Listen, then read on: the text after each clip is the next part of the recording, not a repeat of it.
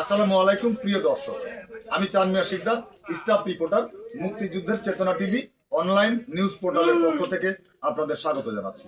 আজকে এসেছি গোপালগঞ্জ সদর 2 সংসদীয় তারকা চিহ্নিত আসন 216 থেকে স্বতন্ত্র প্রার্থী জনাব এম.এইচ খান মঞ্জু সাহেবের প্রত্যন্ত গ্রাম্য অঞ্চলের একটি অফিস। এখানে সাধারণ ভোটারেরা বসে রয়েছেন, কৌতূহলী ভোটারেরা বসে রয়েছেন। আগামী 12 তারিখে সকালবেলায় তারা ভোট দিতে যাবেন। তারা কেমন প্রার্থী চান সেই বিষয়ে, এলাকার উন্নয়নের সার্বিক পরিস্থিতি এবং যেই প্রার্থী চান সেই প্রার্থী সম্পর্কে একটু আজকে জানতে এসেছি মুক্তিযুদ্ধের চেতনা টিভি অনলাইন নিউজ পোর্টালের পক্ষ থেকে।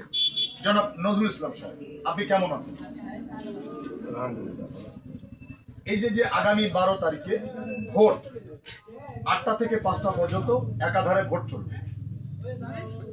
বিভিন্ন জায়গায় বিভিন্ন মতবাদ রয়েছে, মতামত রয়েছে, আলোচনা রয়েছে, সমালোচনা রয়েছে, ভয় রয়েছে, আতঙ্ক রয়েছে। সেই জায়গা থেকে আপনি একজন সাধারণ ভোটার হিসেবে কি মনে করেন যে আগামী 12 তারিখে সকালবেলায় সাধারণ ভোটারেরা আগ্রহ নিয়ে ভোট কেন্দ্রে যাবে? অবশ্যই সাধারণ ভোটাররা আগ্রহী নিয়ে ভোট কেন্দ্রে যাবে।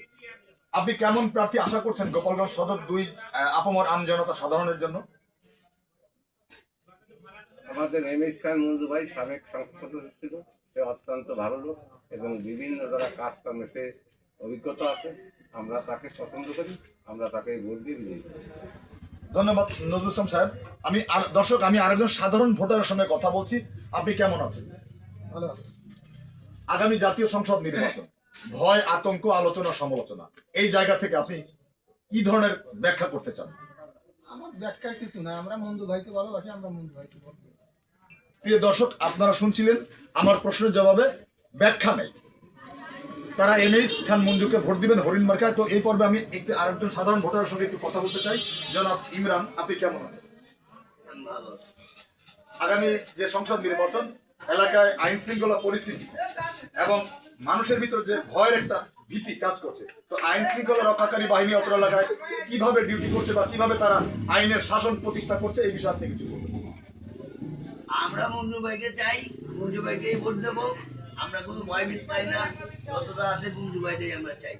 আইন শৃঙ্খলা রক্ষাকারী বাহিনী কি তারা তাদের দায়িত্ব সঠিকভাবে পালন করছেন? এভাবে কোনো কিছু কি আপনারা দেখেছেন?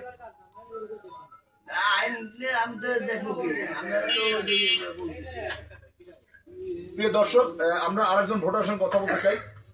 আইনের এই যে আইনের প্রতিষ্ঠা বা আইনের যে চলমান গতিধারা, এই জায়গায় আপনি কি মনে করেন যে আইন শৃঙ্খলা রক্ষাকারী বাহিনী আগামী জাতীয় সংসদ নির্বাচনকে কেন্দ্র করে তারা সঠিক দায়িত্ব পালন করছে কিনা? গোপালগঞ্জ সদর 2 সংসদীয় তারকা চিহ্নিত আসন 216 থেকে এম.এইচ খান মঞ্জু স্বতন্ত্র প্রার্থী। সেই জায়গায় আপনি কি মনে করেন যে এম.এইচ খান মঞ্জু তিনি এই এলাকার জন্য কাজ করবেন, উন্নয়নের জন্য কাজ করবেন, বা বিগত দিনে তিনি কি ধরনের কাজ করেছেন আপনি কি মনে করেন? বিগত ভালোই কাজ করছে আমরা ইনশাআল্লাহ তারা আশা করি তারা সে নির্বাচিত হলে সুস্থভাবে কাজ করতে পারবে। প্রিয় দর্শক, আপনারা শুনছিলেন একেবারে গ্রামীণ প্রান্তিক পর্যায়ে এম.এইচ খান মঞ্জু সাহেবের একটা নির্বাচনী অফিসে মুক্তিযুদ্ধের চেতনা TV online news portal light camera action নিয়ে আমি স্টাফ রিপোর্টার মোহাম্মদ চানমিয়া শিকদার উপস্থিত হয়েছিলাম নির্বাচনের সকল আপডেট দেওয়ার জন্য। প্রিয় দর্শক, আপনারা জানেন যে আগামী 12 ফেব্রুয়ারি জাতীয় সংসদ নির্বাচন। এই নির্বাচনকে ঘিরে রয়েছে আলোচনা, সমালোচনা, রয়েছে ভয় ভীতি। আমরা সেই ভয় ভীতি এবং আলোচনা সমালোচনার সমস্ত আপডেট দেওয়ার জন্য আমরা আজ উপস্থিত হয়েছিলাম পশ্চিম গোপালগঞ্জের সুলতানশাহী গ্রামে অবস্থিত এম.এইচ খান মঞ্জু সাহেবের হরিণ মার্কার একটি কেন্দ্রে এবং অফিস কেন্দ্রে। সেই অফিস কেন্দ্রে ছিলেন কৌতূহলী জনতা। আগামী সংসদ নির্বাচন নিয়ে তাদের ভাবনা, তাদের চিন্তা চেতনা, সেই চিন্তা চেতনার জায়গা থেকে আমি Chanmiya Sikdar, light camera action, মুক্তিযুদ্ধের চেতনা টিভি অনলাইন নিউজ পোর্টাল, এখানে এসেছিলাম এই নিউজটি কভার করতে। আপনারা জানলেন, শুনলেন আগামী 12 তারিখে নির্বাচন। সেই নির্বাচনকে ঘিরে কোনো সহিংসতা নেই, কোনো ভয় নেই। সাধারণ জনতা স্বতঃস্ফূর্তভাবে ভোট কেন্দ্রে যাবেন এবং তারা ভোট দিবেন এবং এম.এইচ খান মঞ্জুকে বিজয়ের লক্ষ্যে নিয়ে যাওয়ার আশা এবং প্রত্যাশা ব্যক্ত করেছেন। প্রিয় দর্শক, এই ছিল আজকে আমার কাছে সর্বশেষ মুক্তিযুদ্ধের চেতনা টিভি অনলাইন নিউজ পোর্টালের পক্ষ থেকে আমি স্টাফ রিপোর্টার মোহাম্মদ চানমিয়া শিকদার আজকের মতো এখান থেকে বিদায় নিচ্ছি। দেখা হবে আবারও গ্রামগঞ্জে, হাটবাজারে, বাংলাদেশের প্রত্যন্ত কোনো অঞ্চলে। আল্লাহ হাফেজ।